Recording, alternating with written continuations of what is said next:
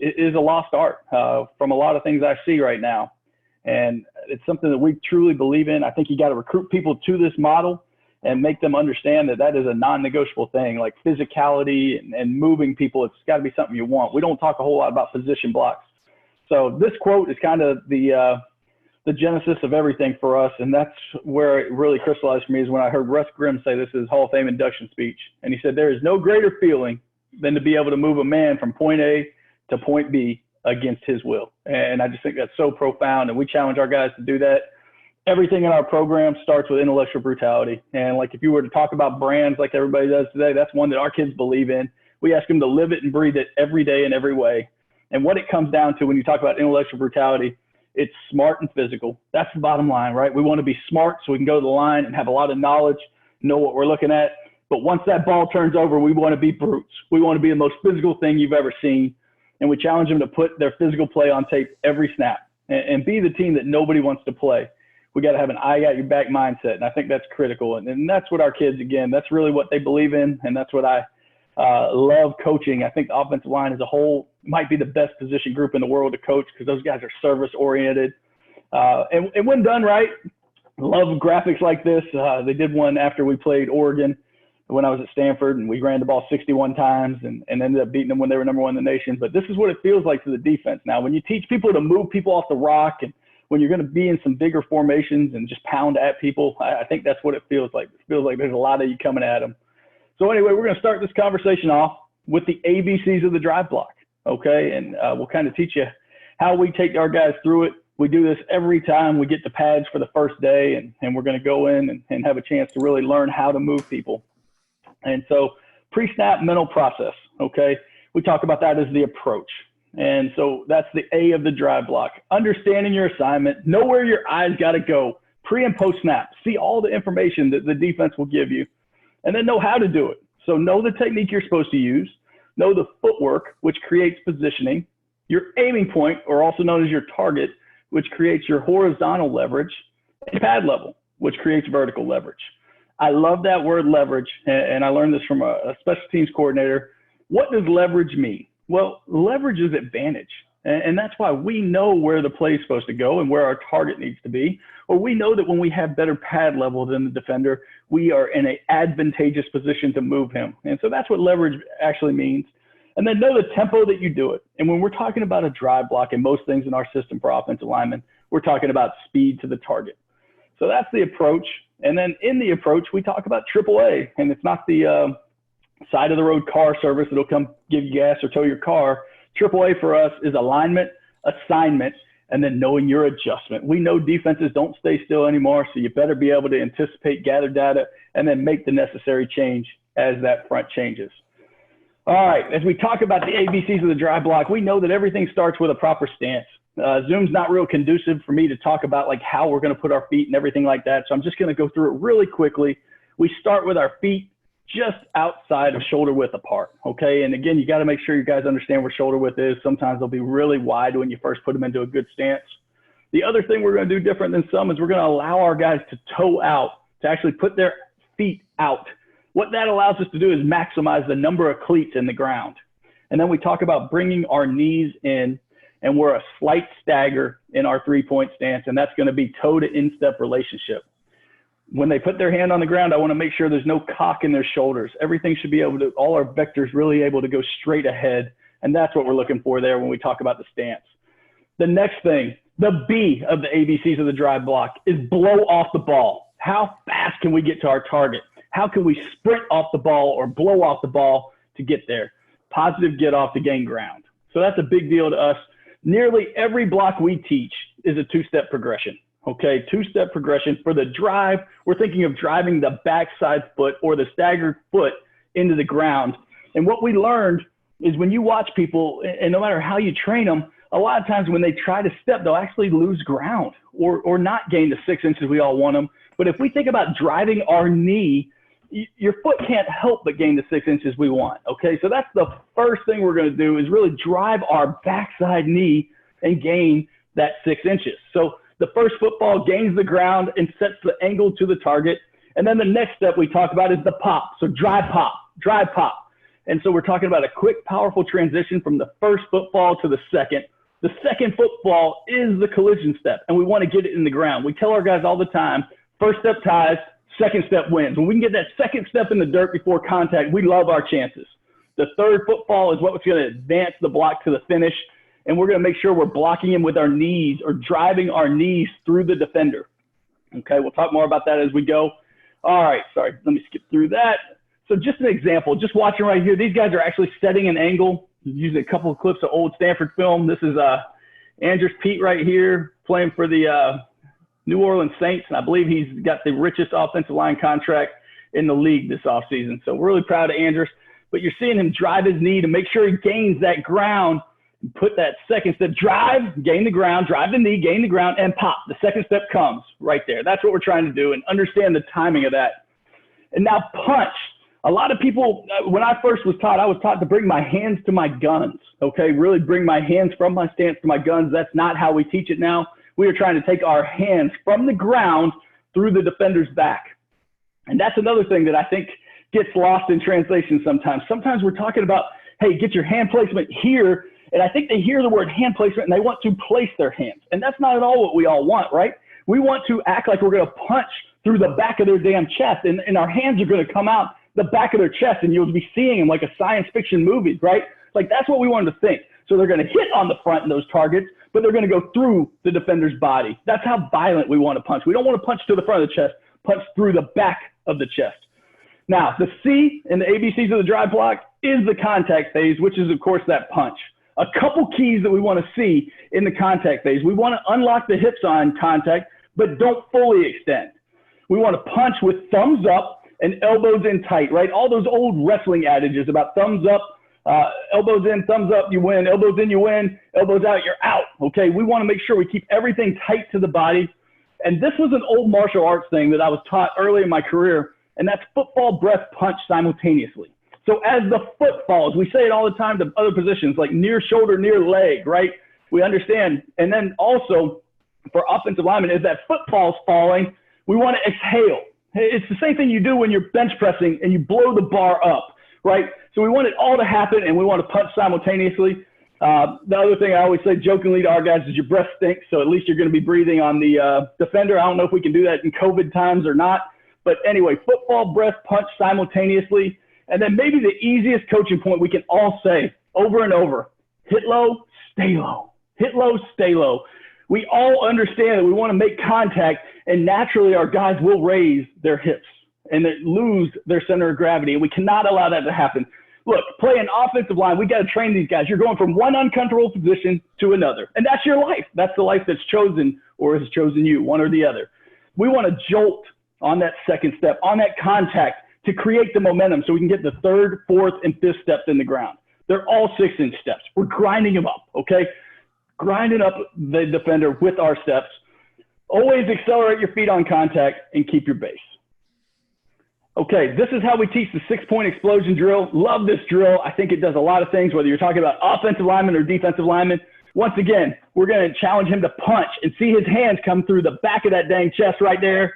So punching up through our eyebrows, good explosion, and we're really overemphasizing getting our hips through here. But we got triple extension going in the knees, hips, and ankles. So again, when you do this drill, make sure that your guys have their cleats in the ground. A lot of times they'll get back there and just lay their feet flat. No, get those cleats in the ground, knees, head up, ready, and throwing those hands up and through. We do this in sets of 3. So we're going to reload it, bring the defender right back, and we're going to do it 3 times. I love working in pods, meaning the same 2 people will work with each other. So when you have multiple guys, you can just have the next pod roll right up to maximize your reps in the course of practice. All right, and this is a good one. I love watching this from the end zone video right here. So we're just watching this contact of this punch. Watch this punch that the offensive lineman gives to this D lineman right here. Oh, yeah. Tight elbows, tight hands, good punch. Bringing it. Okay, love that. This is similar to an old drill that people called Oklahoma when, you know, in the program when you had a linebacker that was unblocked and it was all carnage right here. This is just a drill we do to understand how to learn to block, and we call it the Great Horned Owl drill. A great drill for teaching on both sides. We do have a ball carrier for the defender to react, okay? Once again, fundamentals of the drive block, how we teach it, those ABCs, the A, the approach, okay? Everything I hear in the huddle, from the time I hear the play to I'm getting to the line of scrimmage, getting my split, getting my head down, locked into the cadence, and seeing everything around me, okay? Eyes up, eyes wide open, seeing what the defense is telling me. Then when that ball turns over, we know the cadence. It's our advantage. We've got to blow off the ball. We're sprinting to contact and trying to get 2 steps in the dirt before we make that great contact, okay? Love that. Now, we've made the contact. Now we end up in the fit. We've got 3 points of contact, our face mask, and our hands. Those are our 3 points of contact. Eyes are under the defender's chin for leverage and power. Tight hands, thumbs up, just like we talked about. Now, when things are done well, we can't even see somebody's elbows from behind, right? We all see those flying elbows when people lose power. That's not at all what we want. We want to, again, over-rotate our thumbs up, lock our elbows in so we have that power, keeping all of my cleats in the dirt, really pounding out those steps while, again, having my cleats in the dirt, feet behind my hips, and squeeze my core to really connect all those big chains that we work on in the off-season program, right? All the weight room strength. Squeezing that core to engage and become part of that great chain.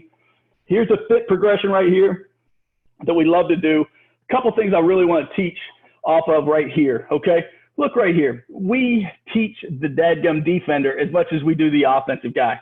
We've got the offensive guy able to be in a good position where he's getting that lean when he gets set in there. Okay, eyes are up, 3 points of contact. It's like contact already happened. It's what we call the fit. Now watch this defensive guy. He's got his hands under elbows, okay, supporting his teammate so his teammate can have that forward body lean that we need. And then you're going to watch right here, and he's not just going to walk backwards. He's going to kick slide and give great resistance to really work his teammate and make his teammate work through it. Okay, now a couple things that I noticed as I was watching this tape earlier today. Watch this first step here. Okay, obviously not what we want, right?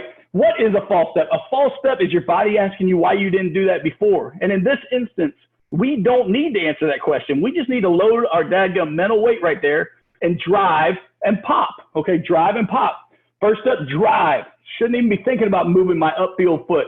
All my mental weight should be there. I'm locked in, and then I'm driving in that good position right there. Drive, drive, drive, drive, drive. And again, not walking backwards, kick sliding to give great resistance. That's what we're looking for right there with the fit drill. All right, then we teach our guys how to run through something. And guys, I'm telling you, if you think they know, they don't know. They don't understand what it feels like to run through somebody, okay? You've got to train this. And we do it with a big mat behind us. We love having that mat right there. And just teach them, again, trying to make contact on that second step, good tight elbows, and then just keep those feet churning. Keep churning. They should be churning on air. Okay, I love that right there. Good look at it as we get to the mat. All right, and then here's another one. Love seeing us strain through. Well, the next slide we'll talk about is strain, but we get to a point right there where it's tough, right? That happens in every block in the world where, you know, I mean, there's very few times we're just going to roll off the ball and not slow down. There's going to be resistance, and we're going to have to overcome it, and that's what we're talking about right there. Really nice job by the offensive lineman continuing to strain and continue to run his feet through, okay? And again, we got some emotion. We love drills like that. That's all good stuff. All right, I want to show you a game rep here. We're watching the center, and this is just a drive block for us. It's an angle drive block or a choke in this particular, a inside zone scheme where we're trying to be inside target. But I want you just to watch the strain. We're going to do a great job taking this first step, going drive, great job with the second step, going pop, and then move the man. Like, get the expansion that we need right there. That's what we're talking about. Good hand placement, really like everything about it. Really grinding them up. So that's what we're trying to do. That's why we spend so much time working on these things. Like I said, the next thing is strain, really putting your attitude on film, really trying to dominate that guy across from you. When we talk about strain, we say we want to stay welded, maintain those 3 points of contact. If the defender sheds one way or another, we may helmet adjust and just slide our helmet or take another bite is what we say. So just move our helmet so that we're able to cover that defender up again and then accelerate your feet through that. A lot of times that's where you can really get great expansion if you catch a defensive lineman high and leaning. And then finish the block with bad intentions. Don't just want to win, but beat the hell out of your opponent. Dominate. Everything we do, we talk about dominating. It's a mindset. You got to coach it. You'll get what you demand. All right, so here's that drill of how we work on it when a defender moves one way or another. So it's an exhausting drill. It's a great drill, but the coach is back here. I'm back here telling the defender which way to go, okay? And when he goes that way, you see how off balance and off kilter the offensive lineman gets. But then he's got to, again, adjust his hat and readjust his core, continuing to drive his knees. And then it happens again. Boom. The defender sheds him, and we got to work on getting that expansion and taking a bite. Slight helmet adjust to gain control again. It's a great drill, man, if you've never done it. It really allows you to feel what happens during the course of a play when a defensive lineman feels the ball carrier. All right, obviously we're in Houston, right there just down the road from NASA. So I actually taught this before then, but I think it's such a cool concept, and it's what max Q is. And it's what I was showing you in that great horned owl drill where our player and the defensive guy kind of stymied each other for a second, and then the offensive lineman overcame it. So max Q, here's what it is. The point of max Q is a key milestone during a rocket launch, as it is the point at which the airframe undergoes maximum mechanical stress and overcomes it. Now, you know somebody at Rice is going to come with some nerdy stuff. Well, this is mine today, okay? But it overcomes it, and that's what we're looking for. And this is how we train coming through when we're in the great horned owl drill, and we're going to be going against that defensive lineman, and we're going to have that resistance. So watch right here. This is what we do. We just put an offensive lineman simulating a defensive lineman in a two-point stance. Then we have another guy with his hands just attached to the back of his pads, holding him in. And watch how you've got to strain through the guy in the middle, the first defensive lineman, if you will, is often ends up off the ground. But see the strain that it takes, number 70, to get through it. He's got good punch, makes contact on the second step, and then he has to really grind and work through it. And then he does. He overcomes it. And that's what we're looking for right there. Good rep. All right, one of my favorite drills to do with offensive linemen. It will absolutely wear their tails out, but it's so much fun.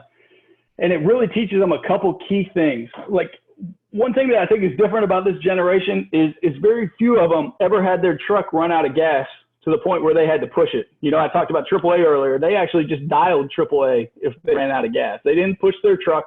They didn't understand how you got to get your dumper down to gain that leverage to move that thing, okay? So this is a drill that teaches it. So you have one guy start out in the fit, and he's going to drive. Coach says break. Now I break the hands down, and 71 has to refit, and he's got to sink his center of gravity. He's got to get his butt down so he can understand. Then we'll break it again. Boom. I've got to sink. I've got to get another bite. I've got to be in a great leverage position to start pushing. And I've got to work. I've got to work. And then we'll break it again. And again, it just really, I love them understanding that they've got to change levels to gain leverage. Change levels to gain leverage. And that's what this drill does a great job of teaching. All right, love this clip right here. This was actually our first year at Rice 2018. We're playing the old LSU Tigers. And I just want you to watch our center in this one-on-one drive block. As we talk about the strain and the finish, really he does everything right against a really good football player. So just watching him get underneath the pads of that nose guard and then drive him off the rock. That's what we're looking for. And that's so much attitude right there. Love to see it. Okay, and this is one thing I want to touch on. You know, I talked about offensive line play is going from one uncomfortable position to another. But this is a big deal to me, is understanding how to unlock the offensive lineman's hips and doing some duck walks. What we're trying to do is we tell them to act like they have a 45-pound weight bar and hold it above their head. That will keep their head and shoulders back and really work to unlock those hips. And just grinding out those steps. These are some examples that aren't great right here, the one nearest us. But we want to do a great job unlocking those hips. We're going to do forward duck walks for 20. We're going to do backward duck walks for 20. And then we're actually going to do what we call 360-degree duck walks, where we change every 5 yards, including going laterally. Guys, I'm telling you, if you haven't done this with your linemen, it can tell you so much information. You'll see so many things to understand where their deficiencies are and how you can really work to help them. So I really believe in this drill. I'm glad I'm getting a chance to talk to you about this slide right here. In 2012, I had a chance, I was at Stanford. One of my assistants was Japanese, and I had a chance to go over and take my family over to Tokyo for 10 days. And I talked to all the pro football teams about football, anything from X's and O's to offensive line technique right on down the line. And we took a bullet train from Tokyo to Kyoto. And on the way back, I asked him, I said, is there any sumo place we can go? and the top sumo dojo in Japan welcomed us. And this is a picture of it. And all it is an old shed. And so I get an opportunity to go there and watch these American football teams perform. And these guys, they practiced about 300 days a year. They paid for their own gear, and they practiced on dirt. I'm talking about the football team now. Now I get to go and watch sumo at a dojo. And this was such an unbelievable opportunity because it was the top dojo and the grand champion, the guy who had won it 5 times. He was now the coach. And so I got a chance to talk to him and ask him how he teaches. I was so blown away by the discipline. These guys get up at 6 a.m. They work out, they grind, they hit. They don't ever complain. Then they eat, then they nap. Then at 10 a.m. they start the cycle over again. At 2 p.m. they start the cycle over again. And it is just, I mean, it is absolutely dry blocks without helmets. And so I asked him, I said, what are the keys? You know, how do you teach this? And I was just amazed at how many of the things just lined up perfectly with how we taught the dry block. He looked at me, he said, leverage is the deal. He spoke good English. So hit low, stay low, always trying to get those guys to understand. And oh my goodness, they stretched all the time. They were always stretching, always working. And then got to get 2 steps in the dirt before contact. Inside hands and a strong punch is critical. And you always want both feet in the dirt. Strain. I mean, can there not be more perfect keys to talk about when you're talking about sumo takeoffs or a dry block? So anyway, at this time, I do have to bounce over to the head coaches meeting. So I'm going to leave you in our new offensive line coach, Sanders Davis, is very capable hands. What I would tell you is that if you haven't had an opportunity to hear him during quarantine, he spoke on a bunch of different things. You're absolutely going to love what he has to say.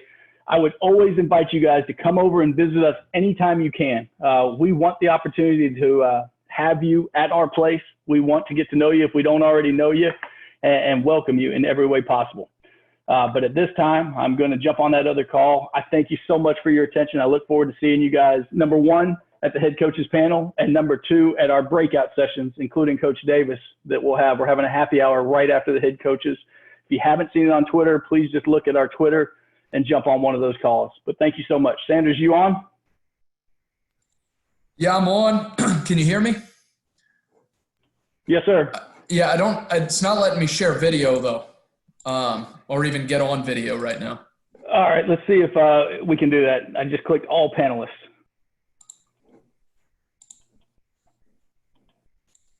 Can you see that? Yes, sir.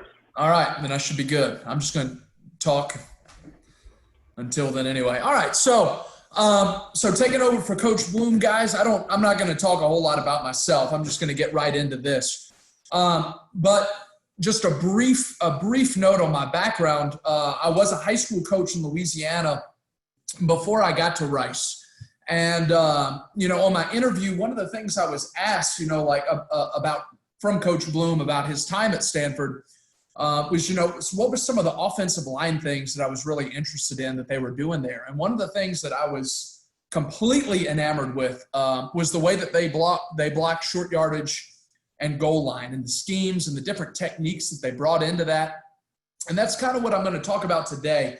And my goal is not to give you all the step-by-step details of what we do, but my goal is to just give you enough information about the types of blocks that we use so that you can take it and use it in whatever schemes that you use back home. So talking about our short yardage goal line, why do we do what we do? Why do we do the certain the techniques? Why is there such a difference in what we do? If you've seen what we do, we're very different. Okay, so in our short yardage goal line, we will reduce into 23, 32 personnel, very heavy sets, and with the intention of just absolutely dominating our opponent at the line of scrimmage. And so our expectation is to convert every short yardage situation and to score every time that we get on the goal line. And so I don't think I think every offense probably has that goal whenever they get into these scenarios. But what we've done is we've actually kind of adapted who we are. We changed who we are to ensure that it is its own part of the game. It's its own identity. Short yardage goal line has its own identity. It has its own set of plays, its own set of techniques, and that helps our guys understand that we are going to win this situation. Okay, we're going to win this situation within the game. And so a couple of our thought processes to our approach. The first thing is we have the goal to be unique. Okay, so we are going to be different. Like I said, we're going to get in these really heavy personnel sets. We're going to get in these different stances where our splits reduced to 6 inches. Our stances are changed to 4-point stances. Our stances are very low. You'll see in just a second. And part of the reason for that is not only because of the physical nature that we bring into it, but another part is because we want to promote stress in the defenses that we're playing in these really critical situations. So again, I'm talking about, right, a chance to continue a drive or a chance to score points. And so if I can make a defense more stressed out, if I can make them have to think more, have to identify more things, see more things, then I'm inherently giving my players an advantage whenever they step into these situations. So understand that a big part of this is to be unique.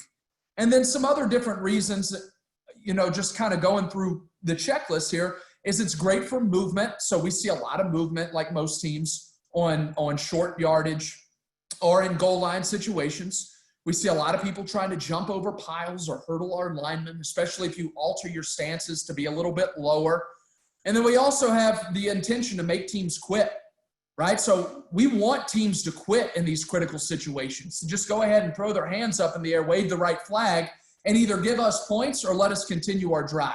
So again, this is all of our approach to the situation in terms of how we want to exploit exactly what a defense might be giving us. Now, I talked earlier about the stances, okay? And you can see in this picture, this is one of this was like an iconic picture on Twitter for a while, where the short yardage goal line stuff, at least for me, became really popular. And I think it circulated for a little while. And so you can obviously see that the stances are incredibly, incredibly different from what you would normally be in. Okay, so if you look at just this picture and looking down the line of scrimmage, okay, so coaching just the stance. I'm not getting into anything other than the stance. So our original intention is to crowd the ball as much as we can, right? We want to take all the space on the line of scrimmage and reduce all the space that a defender can take by crowding the ball as much as we can. So one of the ways that we'll actually do that is turn our hands sideways to the line. So almost like a sprinter in a sprinter stance will turn his hands sideways along his starting line. We're going to do the same thing with the back tip of the ball to make sure that we're not getting across the line of scrimmage, but we're crowding every single possible centimeter that we can to own the line of scrimmage. The next thing that we're going to do is rotate our elbows in tight to our lats. Again, if you can tell by these stances, they're really, really low. It's hard to support our weight, in these stances. And so one thing that's going to help you out a lot is to tuck these elbows in tight. So you see that the guys all down the line of scrimmage have their elbows in tight to make sure that that'll give them a little extra stability. And then, of course, like Coach Bloomgren talked about earlier, that's a base fundamental of O-line play, right? Making sure that our punch is tight, our hands will be close together. But then, kind of the added emphasis here is the weight support in these low crouching stances. Finger strength can become an issue. Okay, so you can see that most of these guys are up on their fingertips. Okay, but that's not always the case, especially with younger guys. Their hands might have to be flattened out a little bit, and that's certainly not a problem. It's just something to be aware of, that you're going to have to adjust their hand placement a little bit until they're strong enough to support their weight. They're obviously going to bend down as low as they possibly can to get underneath the defenders. And so finding that happy medium with their hand placement is going to be critical for you. I would suggest not being uniform. You might not be able to be uniform. You might have to find each guy's ability to get their balance in these stances. All right, so we've approached the line of scrimmage. Our hands are turned sideways. We're right behind the ball. Now we got to get our feet set. And so we're going to bring our feet all the way underneath our hips. So my feet are going to be directly under my hips, and then I'm going to load my weight back into my hips. And my toes have to be in the ground. And so what you'll see is that our hips are low, okay? Our toes are in the ground, and our weight is back into the hips. And so what that's going to do is that's going to build up a lot of force in our body, okay? So we're going to be loaded up just like a spring. And what you'll see with all of these guys is as soon as they pick their hands up off the ground, their body should go forward because of all the weight and momentum they press back into their hips. Okay, so what we have to understand is that their feet placement, their foot placement is so critical in creating that force that can be built up in your stance, right? If my feet are too far back behind my hips, I'll never create that momentum that I need with that, like when I just pick my hands up, my body goes forward. If my feet are behind me, I'm just going to dive bomb into the dirt. If my feet are too far underneath me, I'm going to stand up and get high. So we want our feet to be just underneath our hips and our weight loaded back like a spring so that when I pick up my hands, my weight and momentum is going forward into the defender. Again, just trying to stay low underneath them to move them away from us, okay? Just trying to get a yard, just trying to get 1 yard. So I'm going to talk about the way that we fire out. Okay, and this is a little bit different. So watch these guys go through it. So they're all in their stances. Okay, I really like this hand placement with the hand sideways to the line of scrimmage. Some guys have their fingers out in front. And again, that goes into that idea of guys just have to find that happy balance of what they can support.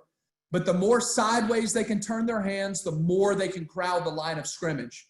Now notice the first movement. So earlier, Coach Bloomgren said in his conversation about a fundamental drive block that we typically want to make contact on step 2. We want to move our feet before contact. And that's actually not the scenario that we want to operate with in short yardage and goal line. So we're actually going to extend our hip completely to initiate contact before we move our hips. So if you see all these guys move and notice that their hip is going out, much like a D lineman would on his initial ball get off, where the hips go out before the feet. And when we're in short yardage goal line, that's our mentality. We're trying to initiate contact right now. I don't need a 3-4 yard drive. I need 1 yard right now on the get off. And so that's why we extend our hip. So it's not a step on the snap. We're going to extend our hip all the way through, and then you'll see us take steps. Okay, the steps are a luxury. Extend the hip, create the separation that we need, and then if you've done that, then we can run our feet through the defender. All right, looking at it on a sled now. Okay, so our guys are loaded, weight back. Okay, now all they have to do is pick those hands up, weight goes forward. Notice that if I pause it on the initial get off, right, both of these guys are in a complete straight line. Okay, no step has been taken yet on their initial contact. Only now will we start to run our feet. Okay, so in this drill, we're only working the initial contact. Once we're fully extended, then we'll start to run or grind our feet through the defender. Okay, again, so our initial movement is that hip extension all the way through that D lineman. All right, now we'll work the same drill from the fit. Okay, so we'll get our shoulders into our defender, and what I'm actually going to do is I'm going to hook my hand into his arm. Okay, and so what we'll do is you'll see that this is the offensive guy. His arm is going to go underneath mine, and my arm is going to go underneath his armpit and kind of grasp around the back of his tricep. And he's going to do the same for me. And the only reason that we're going to do that is to give ourselves some support. This is kind of a hard thing to drill. Probably not practicing short yardage goal line a whole bunch during your practice. Okay, so you're going to have to drill this on your own as an offensive line. Okay, and this is a great way to simulate that. Okay, it's so important that we get those arms interlocked. So important that we grab each other's biceps and get low. And that's going to help us stay low during the drive. Now, we've already gotten fit, so now all we're doing at this point is running our feet and extending our hip through the defender. Okay, so we just give the cadence, and we'll engage our hip and run the defender off the line. At this point, it really just becomes a sprint. How much can I displace him? I need to displace him 1 yard. Can I do that right now? All right, so looking at a game clip. I love to watch this clip from the sideline first. So talking about displacement. Okay, so here we are, the whole offense packed in, the whole defense packed in. What can we do? We're all competing All 22 of us are competing for 1 yard of space. Okay, not a huge margin for error there. But what we know is that we have got to displace the D lineman. Our get off is critical. And so what we can see from our initial get off, watching every lineman, every tight end extend his hip, is that we've pretty much covered all the ground that we need to with our initial get off, right? So if I pause it after everybody's initial get off, we're pretty much all on the 35-yard line. Okay, but now comes the effort. Can we grind our feet? Can we displace the opponent? And we do. So in the situation where we need 1, we ended up getting 2. Can I displace my guy right now? 1 yard. Okay, looking at it from a different angle. Okay, I want to start with the center and the right guard. Okay, just watching these two guys, watching how low they are, watching how we're not taking steps, but engaging the hip is our initial movement. We're engaging our hip and firing out low. Watch the nose guard. What's his initial movement? His initial movement is vertical. His initial movement is straight up and down. So because he's straight up and down and we're firing out, look at the displacement we get. And because of that, we end up buying 3 guys, right? We take the nose, we take 32, we take 20, all with the body of the nose. Because of the aggressive engagement of the hips, running the feet off the ball. Let's watch this double team right here. Again, no steps are being taken initially. Engaging the hip, driving the D lineman off the ball into the lap of 20, which makes him have to back up. Right? Again, we're all competing for 1 yard of space. The whole defense is compressed down towards the ball. Can we create enough movement there? We've got to fire out low, hard first, grind our feet through it. I think this is a really good block on the backside, watching 63. Okay, watching his cutoff block, how he throws his hat across the defender to cut him off and then keeps running his feet. And notice how this shoulder away from the defender, he rolls back on top. And so one thing that I want to point out is that what that will allow us to do is if that guy dive bombs underneath us, or maybe we meet shoulder to shoulder, if I roll my shoulder on top of him, what can he do? He can't get back up. So that's going to keep him on the ground. That's going to make sure that that guy is done with the play. So we're going to try and displace him. If we end up stalemating, I need to make sure that I finish on top. All right, watching another rep here, talking about how grimy, how nasty this can get. Watching the right tackle and the right guard here, okay? Working this combo up. Now, the tackle doesn't get a great fit on this 3 technique, doesn't really need it. But notice that as he works to the second level, he's literally crawling, right? Again, the defenders are going to be compressed towards the line of scrimmage. Everything's going to be really tight. You're not going to have a lot of space to make these blocks work. So it is a whatever it takes mentality. Maybe I throw my hands. Maybe I crawl. Maybe I just get a punch. But notice that in this situation, all he does at the very end is throw his hands on this linebacker, and notice how far back that removes him. Notice how it turns his hips, so he can't get engaged in the running back. And then a 3rd and 1 situation becomes a 3-yard gain relatively easily. Okay, watch this backside tight end. Watch how he claws and gets grimy. Just keeps his feet moving. Causes this defender to fall late in the down. Again, just doing whatever it takes to make these plays be successful. Finish the play. Strain through the play. Fire out low.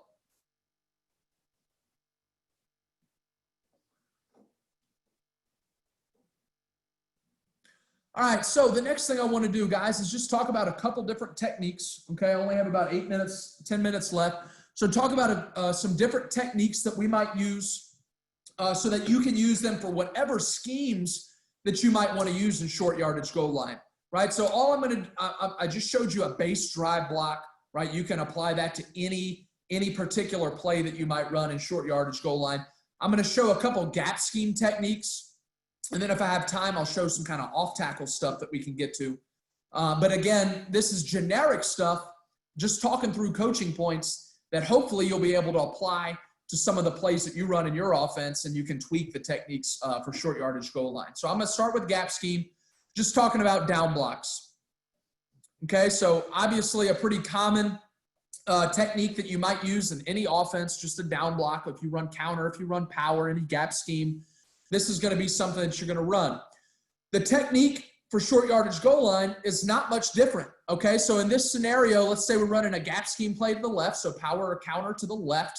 Okay, and this man is blocking down into this defender shaded on his inside gap.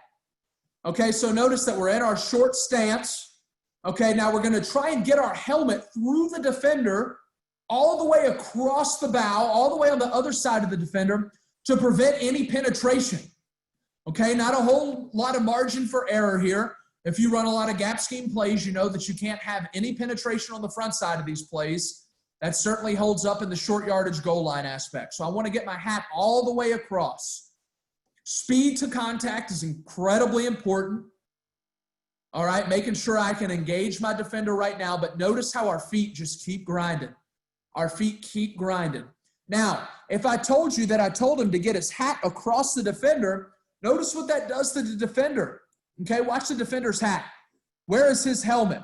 He's now looking this way. Okay, so if I run him power to the left and I've got his whole body turned and his head turned this way now, chances are I'm going to be okay. Again, just fighting for a yard here.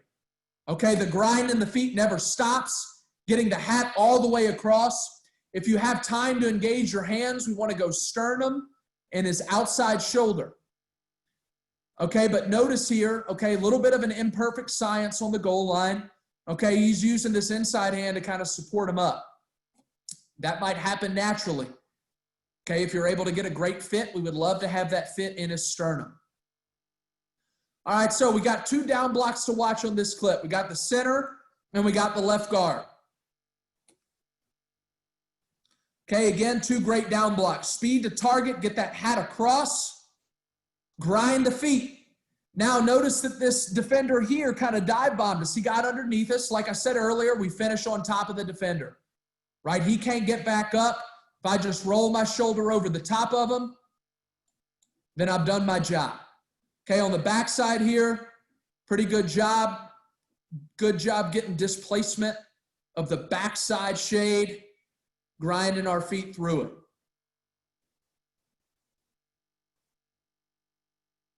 Okay, extending the hips. Targets matter, guys. Targets matter. More so than our footwork. We might not even get our feet in the ground. All right, so now talk about gap scheme combos.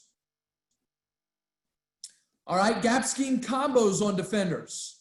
Okay, so if we're running power to the right here, all right, this can happen, or this block might happen two different ways.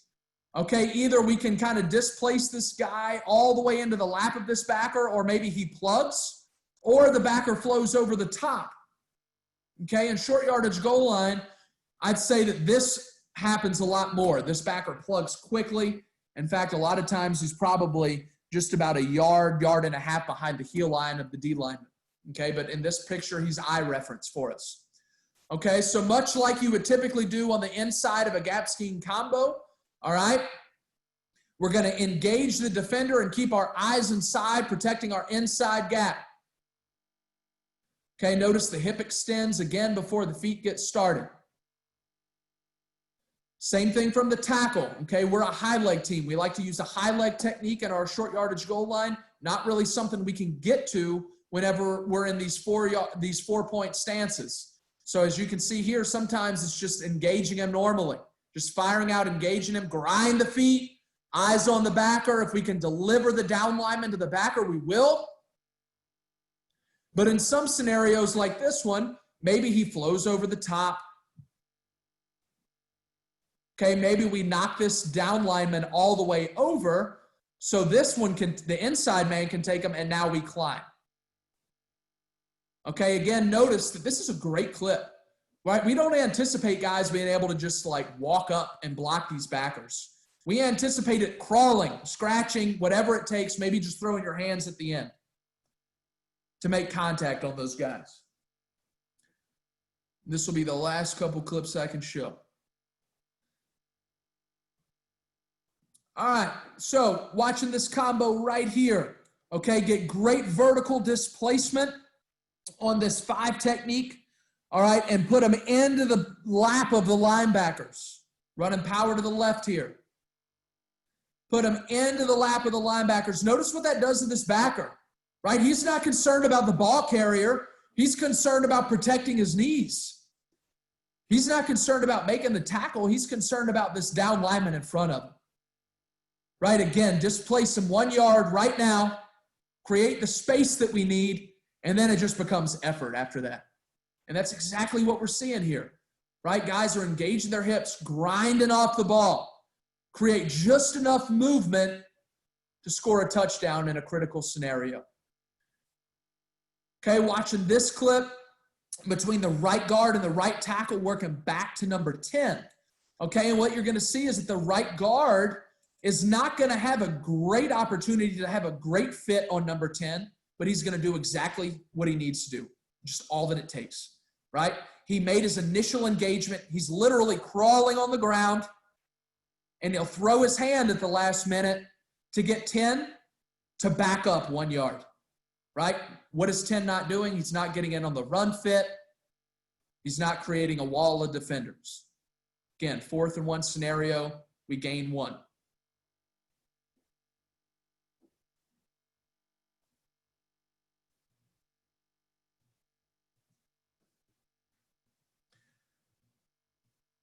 All right, so I think that is all the time that I have today.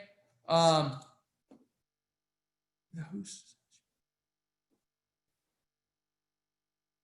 if you guys need anything else, please let me see if I can pull this back up. Good.